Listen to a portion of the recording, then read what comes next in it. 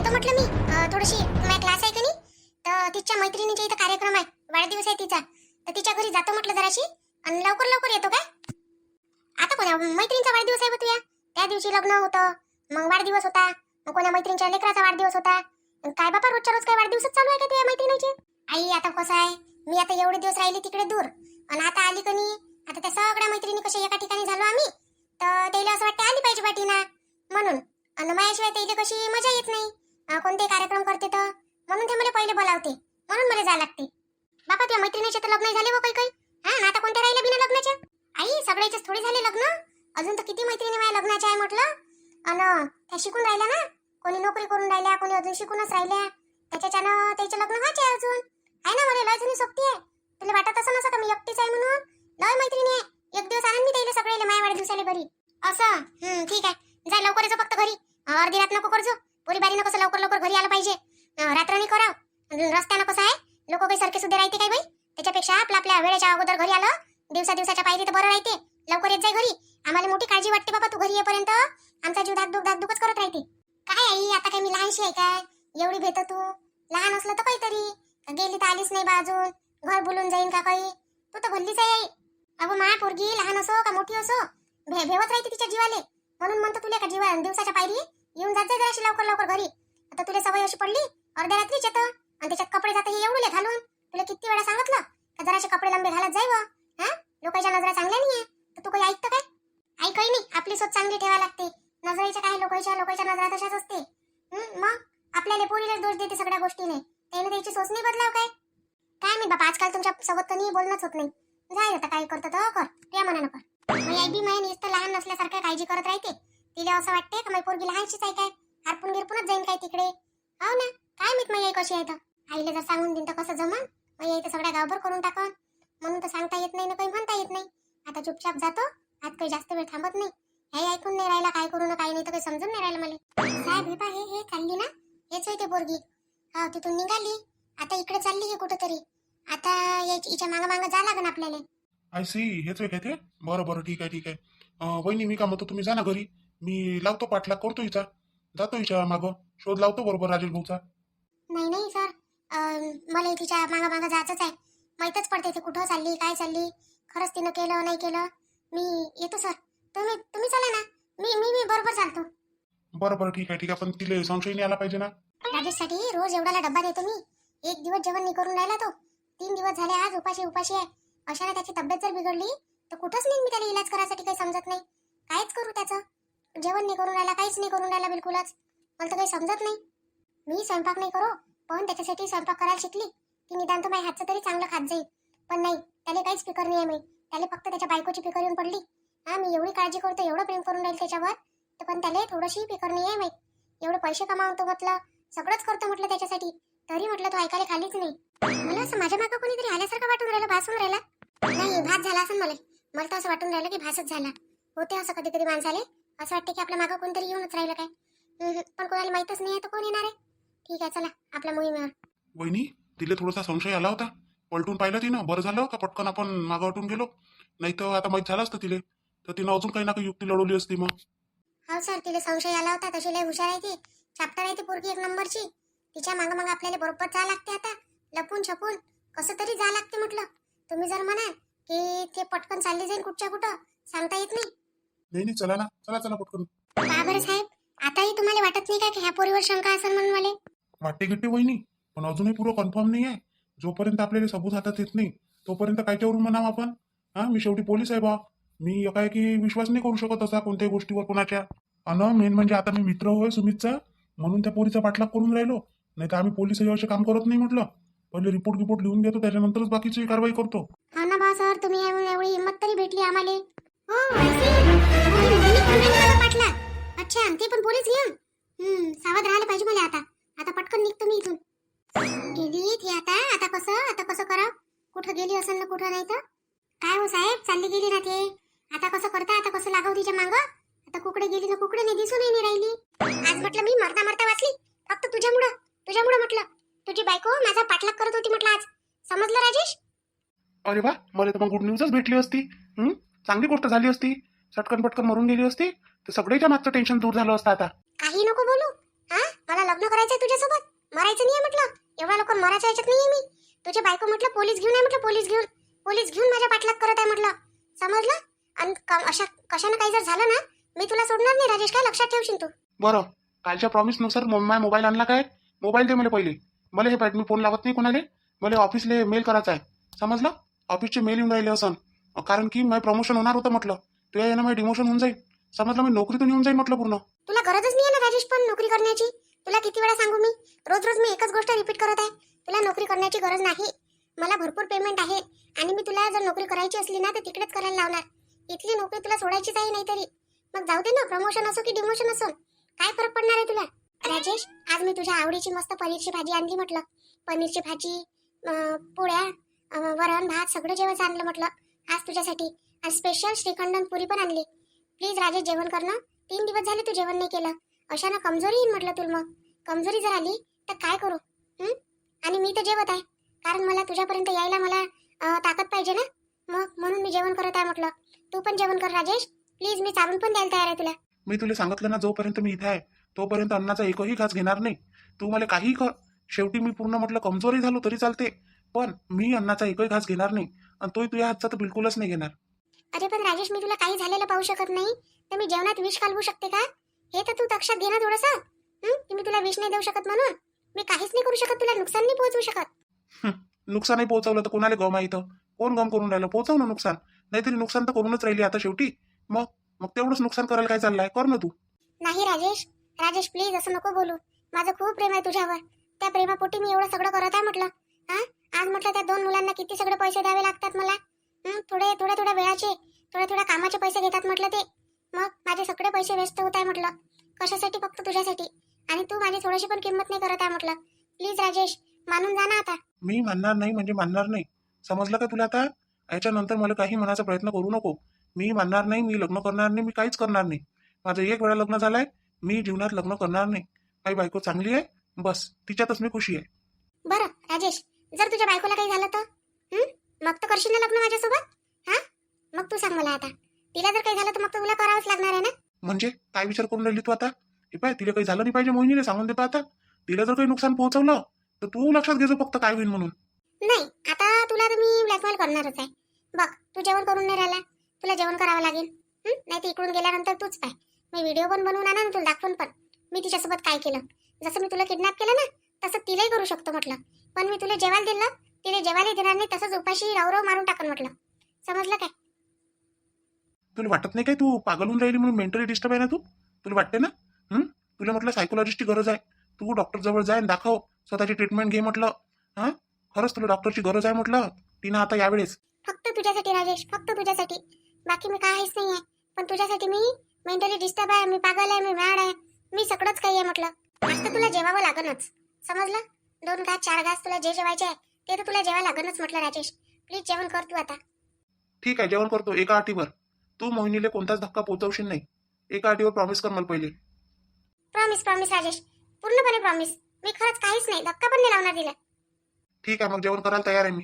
ठीक आहे मी वाढते तुला आता. तू जेवण कर. अरे बा, तू बसायला आला का इथं टिंगू?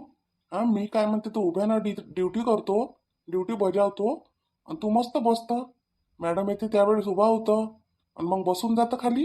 हे काय नाटक लावलं ते? अबे, इथं काय महिन्यानं ठेवलाय का तिनं आपल्याला? आपले पैसे घेऊन नाही इथून. चाल ना, इथं काय बसला राहशील?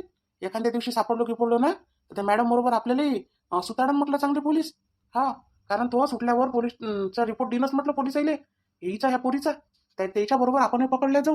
आणि आपण पकडलो तर आपल्याला एवढे मारण म्हटलं पोलीस का आपण मारता मारता मार खाऊ खाता मरून जाऊ म्हटलं. अबे काय करू मी? पैसेच तर नाही देऊन राहिली ते. तिला सांगून राहिलो पैसे दे तर पैसे द्यायला खाली नाही होई. भल्लीच कंजूस बाई भेटली बा. मन तर करते कधी कधी का त्याला सोडूनच द्याव काय. अबे टिंगू, असं केलं तर आपण त्या भाऊ जवळून पैसे घेऊन घ्यायचे. हे नाही देऊन राहिले, नाही तरी वरचे पैसे आपल्याला. आणि त्याला जर सोडून दिलं तर लेखा तो तरी दुवा देईन आपल्याला. पैसेही देईन ना, दुवाही देईन त्याच्यासोबत. आणि आपल्या नावाचा रिपोर्टही नाही देईन यानं सोडलं म्हणून. म्हणजे 2-3 गोष्टीतून वाचून आले का आपण. पैसा तर पैसा भेटन, फायदाही होईन आपला. सोडणार आहे तो आपल्याला. पैसे तर देईनच तो आपल्याला. मग काय म्हणून? मग त्याच्यापेक्षा आपल्याला बिना पैशाचं सोडणं पुरते त्याला. सोडायचं असं तर पैसे घेऊन सोडून काही फायदा आहे काय? पैसे घेऊन जर सोडलंही ना त्याला तर तो आपले नावं तर घेणारच आहे. यानं पैसे घेतले म्हणून. पैसे जर नाही घेतले तर निदान असं तरी म्हणून पैसे नाही घेतले बा, बिचारीनं सोडून दिलं.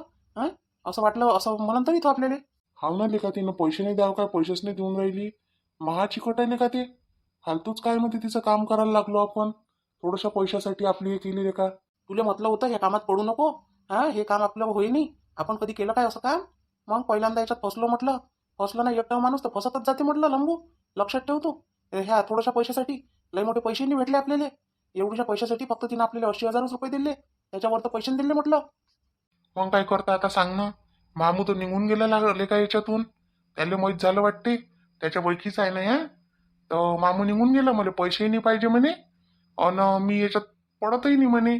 आलाच नाही ते का डबल. त्याला जसा फोटो दाखवला तर म्हणे ह्या ओळखीचा आहे म्हणे माया म्हणे. मी नाही आहे म्हणे याच्यात म्हणे, तुम्हीच करत बसा म्हणे. कसा उठून पाहायला तो.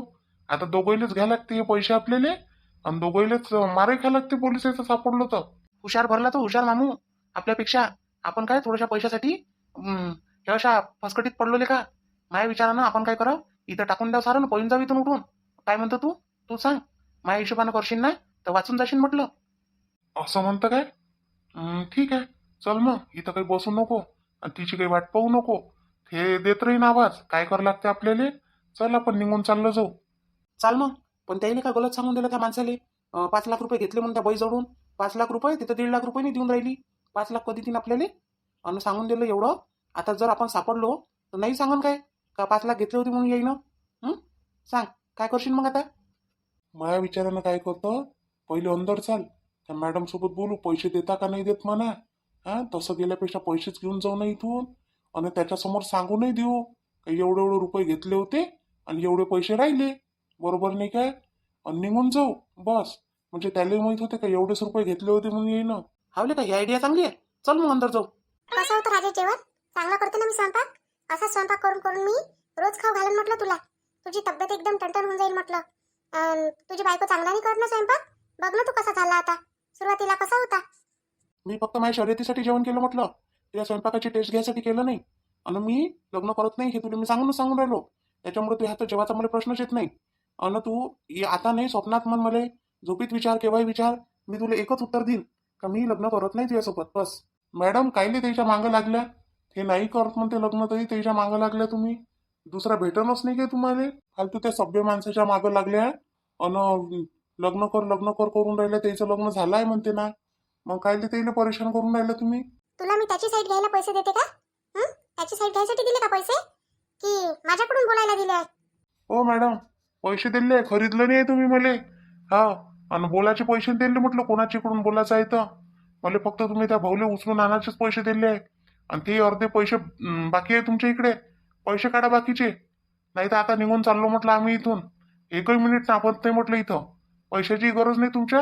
तुमचे पैसे तुम्हाला सोडून चाललो जाईन म्हटलं आम्ही इथून. अरे देते ना रे, तुला कालच तर सांगितलं माझं पेमेंट होऊ दे म्हणून. पेमेंट झाल्याबरोबर लगेच देते ना तुला. बाबा तुम्ही तर त्या भाऊले म्हणता भले पैसे आहे म्हणता तुमच्याजवळ. पैसे आहे, लग्न कर, असं कर तसं कर. आणि आम्हाला काय म्हणते तर आमचे किती बाकी आहे रे टिंगू. 80,000 दिले. 70,000 रुपये बाकी आहे. आमचे 70,000 रुपये द्या आम्हाला पहिले. हा, 1.5 लाखात आपली डील फायनल झाली होती. आणि तुम्ही आम्हाला 80,000 रुपये दिले होते. 70,000 बाकी आहे. पहिले 70,000 कॅश द्या आणि बस. मगच तेव्हा तुमचं काम करून आम्ही, नाही तर करणार नाही. 70,000 म्हणजे तुम्ही फक्त 1.5 लाखात मला किडनॅप केलं काय? 1.5 लाखासाठी काय लेखा असे 1.5 लाख तर मी तुला देऊन दिले असते कधीचे. हिच्या इकडे अर्धे पैसे ठेवले आणि तरी मला सोडून नाही राहिला. अरे मी देतो तुम्हाला 2 लाख. सोडा मला. तुमचे हिचे जे घेतले असं ना तुम्ही तर द्या. आणि मी तुम्हाला कॅश देतो 2 लाख रुपये. पण मला सोडा तुम्ही 2 जण. राजेश, तुला कोणी नाही सोडवू शकत माझ्याशिवाय. जोपर्यंत तू माझ्यात आवडीत आहे ना, तुला कोणी सोडवू शकत नाही. त्यांना मी पैसे दिले आहे म्हटलं, ते माझं काम करणार आहे. बाबा पैशासाठी तर तुम्ही कोणाचंही काम करायला पाहिजे ना. मग काय आहे त्याच्यात? माझं काम काय नीचं काम काय? बाबू, आम्हाला काही घेणं देणं नाही आहे. आम्ही काही यायला ओळखत नाही आणि काही नाही. पण त्या मामूनं लग्गा लावला होता म्हणून होई हे. तर यायची हे घेतली आम्ही डील, नाही तर आम्ही घेत नाही.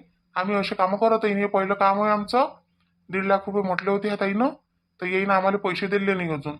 त्याच्यामुळं आम्ही थांबायला काही आता तयार आहे नाही. आम्ही चाललो आता पोलीस स्टेशनमध्ये एक रिपोर्ट देऊन देतो याच्या नावाचा. अरे वा, द्या रिपोर्ट द्या पटकन. अन माझ्याजवळ 2 लाख रुपये घेऊन जा तुम्ही. ए थांबा रे, थांबा पैसे देते मी. हे पैसे घ्या आणि शांत बसा. काय मॅडम पैसे पैसे तर देऊन नाही राहिल्या आणि पैसे पैसे करून राहिल्या. हे घे पैसे पैसे पैसे करू नको. हे घे 70,000 रुपये उरलेले. हा आणि तिच्या दरवाज्यात बसायचे मी वेगळे पैसे देणार आहे तुम्हाला. नाही तर मग बस पैसे घ्या आणि पळून जा म्हटलं इथून. नाही नाही मॅडम, पडून कसं जाणार आहे आम्ही? आम्हाला अजून पैसेच भेटून राहिले. आम्ही कायले पडून जाणार आहे? द्या पैसे द्या पहिले. आणि हो पैसे घ्या पण तोंड बंद राहिलं पाहिजे तुमचं. नाही तर मग बस कुठे पण तोंड उघडणार हा आणि दरवाज्यातच बसलं राहायचं. वा वा मॅडम, तोंड बंद तर राहणारच आहे. पैसे घेतल्यावर कोणाचं तोंड उघडत असते काय? निघा आता इथून. इथं काही काम नाही आहे तुमचं. ती ना तू किती नीच आहे म्हटलं. किती नीच आहे तू. काय ह्या थोड्याशा पैशासाठी आज माझ्यासोबत असं करून राहिली, माझ्या घरादाराची राख रांगोळी करून राहिली म्हटलं. किती नीच आहे तू, एक नंबर. हो आहे मी नीच.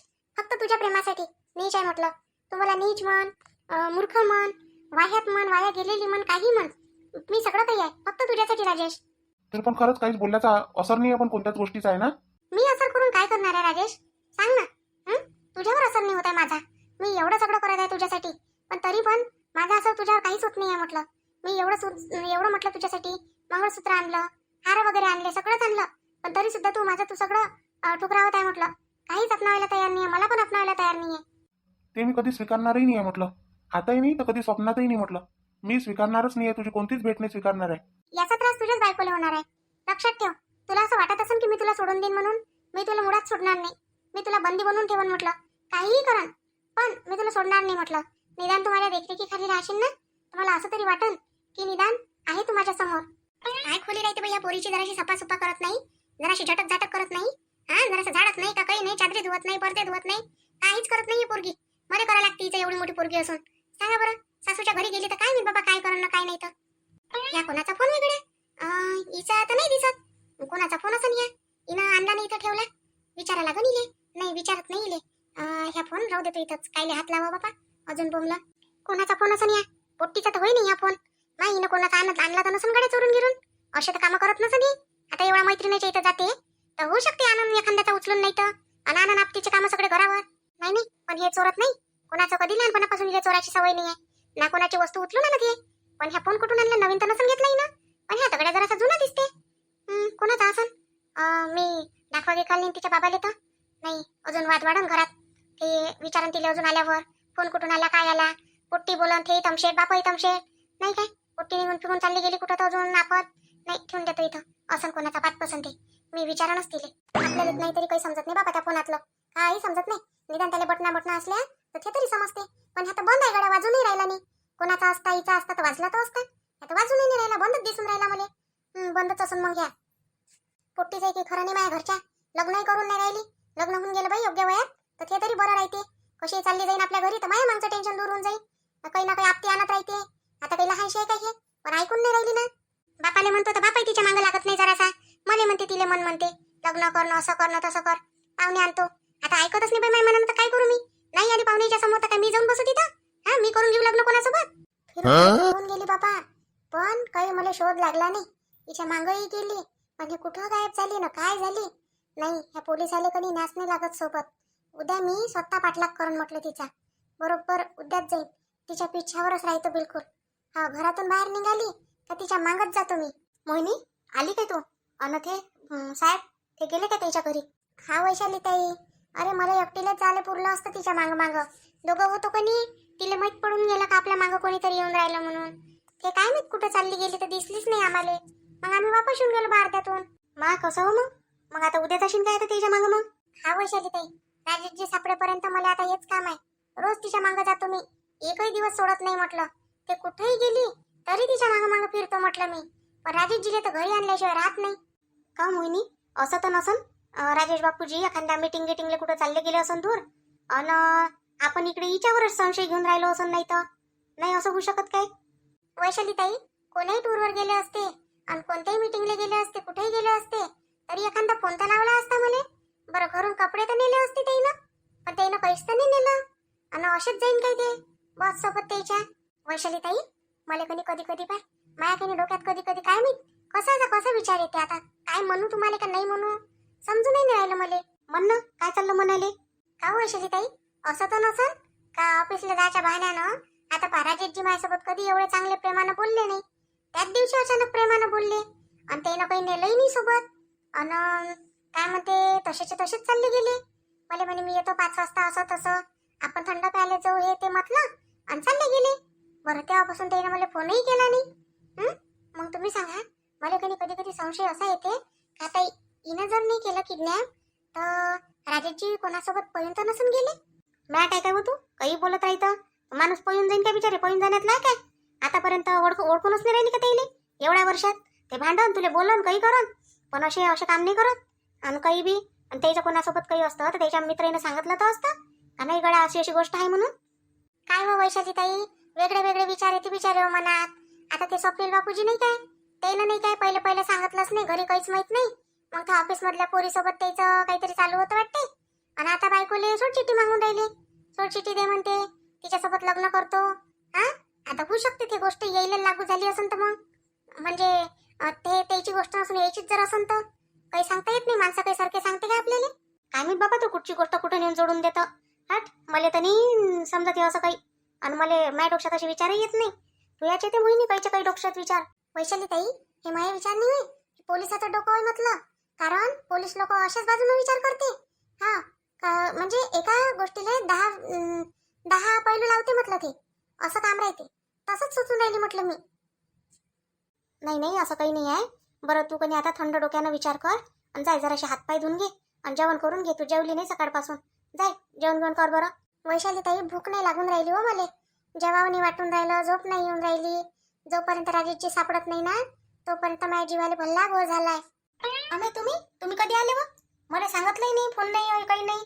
आणि अचानक कसे काय आले? भाऊजी तुम्ही कसे काय आले? तुम्ही तर फोनही नाही केला, काहीच नाही केलं. आता ही गोष्ट माहीत झाली ना राजेशची तर मनच नव्हतं लागून राहिलं. माझे मित्र ठेवले मी तसे इकडे लक्ष ठेवायला. आणि वैशाली त्या सांगितलं होतं ना ते पोरगी पुष्पा काकूची, तर लागला ना पता राजेशचा कुठं आहे म्हणून. राजेश लावलं ते ना त्या पोराईनं पता. खरंच भाऊजी, खरंच त्याचा पता लागला काय? कुठे आहे भाऊजी ते सांगा ना मला. हा पता लागला आहे, टेन्शन नको घेऊ म्हणून तर आलो मी त्याला सांगितलं फक्त तुम्ही पता लावा म्हटलं, मी येतो म्हटलं त्याला न्यायासाठी येतो आणि मी घरचं सिच्युएशन सांभाळून घेतो म्हटलं सगळी. भाऊजी तुम्ही तिथं राहून एवढं सगळं काम केलं आणि आमच्या कोण इच्छा इथं राहू नाही म्हटलं हे काम नाही झालं. तसं नाही आहे, तुम्हाला ते ओळखते, त्या नवाळ्या माणसाला थोडी ओळखते ते. आणि वैशालीनं तिचा फोटो पाठवला होता मला, तर मी तो फोटो त्याला सेंड केला. बस त्या फोटोच्या आधारित वरती तिच्या मागे गेले तर सापडला लागला तसा पता. ते स्वतःच आणत होते पण मी म्हटलं नाही, मी येतो म्हटलं पहिले आणि नंतर पाहू म्हटलं. भाऊजी आज मला खुशी झाली का दुःख झालं मला काही समजूनच नाही राहिलं. राजेशजी नाही त्याचं दुःख आणि तुम्ही आले त्याचं सुख. खूप आनंद झाला मला भाऊजी, म्हणजे तुम्ही तिथूनही काम करू शकले. काहून सुमित आला होता ना, सुमितला तर मी फोन केला होता दादू म्हटलं घरी आले होते भाऊजी, सुमित बापूजी आले माझ्यासोबत पोलीस स्टेशन मध्ये आले. पण मग नसते रिपोर्ट द्यायला मना केला. राहू द्या म्हटलं आपण देऊ नये म्हटलं. भाऊजीनं म्हटलं का ते कोणते स्पेशली लावले आहे म्हणून, तर त्याच्यानं मग थांबलो आम्ही. पण तेवढ्यात त्याचा मित्र भेटून गेला. तर मित्र भेटला तर मग तो म्हणे मी स्वतःच हँडल करतो म्हणे केस म्हणे. मग आम्ही दोघं जण त्याच्या मागे गेलो होतो. आज त्या टीनाच्या मागे गेलो तर ते अर्ध्यात गायबच झाली, दुसऱ्या शिकडे चालली गेली. ठीक आहे काही हरकत नाही आहे. करतो आता बाकीचं हँडल करतो मी. उद्या जाऊन त्याला घेऊन येतो. भाऊजी त्याचा फोनही नाही लागून राहिला म्हटलं. ठीक आहे ना, फोनही भेटून जाते त्याचा, काही टेन्शन नका घेऊ तुम्ही. आता तुम्ही आल्यावर कायचं टेन्शन आहे व आम्हाला काही टेन्शन नाही. आता तुम्ही आले तर आम्ही दादा मस्त निचन झालो. आम्हाला माहित आहे आता तुम्ही सगळं सांभाळून घेता म्हणून. खरंच भाऊजी वैशाली ताई बरोबर बोलून राहिल्या. तुम्ही आले आमच्या जीवाला एवढा धीर भेटला आता का लय धीर भेटला. मामाजीला तुमची लय आठवण येऊन राहिली होती. कुठे गेले बाबा, वावरात गेले काय? हो मामाजी गेले, मग आम्ही जेवण घेऊन केलं आणि 2 दिवस झाले गेलेच नाही होते. त्याचंही मन नाही लागून राहिलं तर मग आज गेले. जाऊनही द्या लागत होतं बाबाले, म्हणा लागत होतं करून जा आज घरी. त्याचंही मन नव्हतं मानून राहिलं ना. ते म्हणे मग थोडंसं तिकडे गेलो म्हणे वावरा शेताकडे तर मन लागते म्हणे, म्हणून मग चालले गेले मामाजी. भाऊजी तिला सोड जा ना का भाऊजी. तिला म्हटलं एवढी कडक सजा भेटली पाहिजे का चांगलीच. काही काळजी नका करू तुम्ही, बरोबर होते आणि सगळं बरोबर करतो आता. तू काय रडून राहिली आता चुपचाप राहिलं. आता आले ना ते भाऊजी. वैशाली ताई भाऊजीला पाहूनच तर रडून राहिली मी खरंच. म्हणजे मला आज आधार वाटून राहिला. आतापर्यंत मला आधार तुटल्यासारखा वाटून राहिला होता, पण भाऊजी दिसले ना डोळ्यानं मला एवढा आधार वाटून राहिला तर खूप असं वाटते का आता मला काही करायची गरज नाहीये. होते आता सगळं बरोबर होते, टेन्शन नको घेऊ. असं आहे मग आता आमचे भाऊजी आले. आता आमचे भाऊजी सगळं सांभाळून घेते आहे की नाही. बरं चला मग आता उद्या पहा तुम्ही आता राजेशजीचा कसा पता लावते भाऊजी. चला मग भेटू आपण आता उद्याच्या व्हिडिओत. तोपर्यंत आपल्या व्हिडिओला लाईक करा, शेअर करा, सबस्क्राईब तर नक्कीच करा. आणि रोज व्हिडिओ पाहत जा आवर्जून. आणि संध्याकाळचा व्हिडिओ पाहत जा आपला 5 वाजता येणारा विदर्भाची चुगली.